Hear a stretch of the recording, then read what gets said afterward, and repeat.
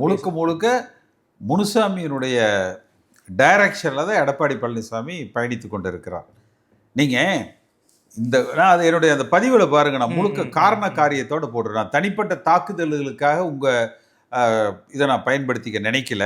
ஏன்னா நாட்டு மக்களுக்கு, அதிமுக தொண்டர்களுக்கு சொல்ல வேண்டிய செய்திகள் நிறைய இருக்கு.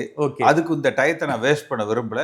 அது என் பதிவிலேயே நான் போட்டிருக்கேன். ஓகே சார், முழுக்க முழுக்க எடப்பாடி பழனிசாமி அவர்களை இயக்குவது கேபி முனுசாமி அவர்கள் தான். அவருக்கு என்ன சார் இதுல ஒருங்கிணைப்பதில் அவருக்கு என்ன சார் பிரச்சனை? அதுல பாருங்கன்னு சொல்றேன். அந்த பதிவில் நான் நீட்டா போட்டிருக்கேன் அதைய.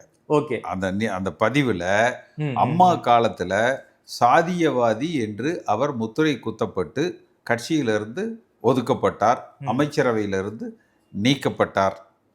அதன் பிறகு ஓபிஎஸ் அந்த பதிவிலேயே இருக்கு எல்லாம். அதை ஏன்னா நம்ம திருப்பி நான் உங்க டயத்தை வேஸ்ட் புரியுது சார், புரியுது சார். குறிப்பாக என்ன சார் நடக்க வாய்ப்பு இருக்கு? எடப்பாடி அவர்கள் பாஜகவோடு கூட்டணியே கிடையாது, 26 முறை ஆட்சிக்கு வராவிட்டால் எடப்பாடி பொதுச் செயலராக தொடர முடியாது. ஆட்சிக்கு வந்தால் எடப்பாடி நிரந்தர பொதுச் செயலாளராக இருக்கலாம். பயப்படாம தைரியமாக இந்த இயக்கத்தை ஒன்றிணைப்பதற்கு எடப்பாடி பழனிசாமி முன் வர வேண்டும். நீக்கப்பட்டவர்கள் அனைவரும் இணைக்கப்பட வேண்டும். அதன் மூலமாக அவருக்கு எந்த ஆபத்தும் ஏற்பட்டு விடாது. நரி பரி இவைகளையெல்லாம் தூர தள்ளி காட்டுக்கு அனுப்பிச்சிட்டு நீங்கள் கட்சியை நடத்துங்க. போகிற இடங்கள்ல அதிமுக ஓட்டு கேளுங்க. திமுக அமைச்சர்கள் மீது இருக்கிற குறைகளை சுட்டி காட்டி பேசுங்க. அவர்கள் செயல்படுத்த தவறிய திட்டங்களை சொல்லுங்க. அவர்கள் மீது இருக்கிற குறைகளை சொல்லுங்க.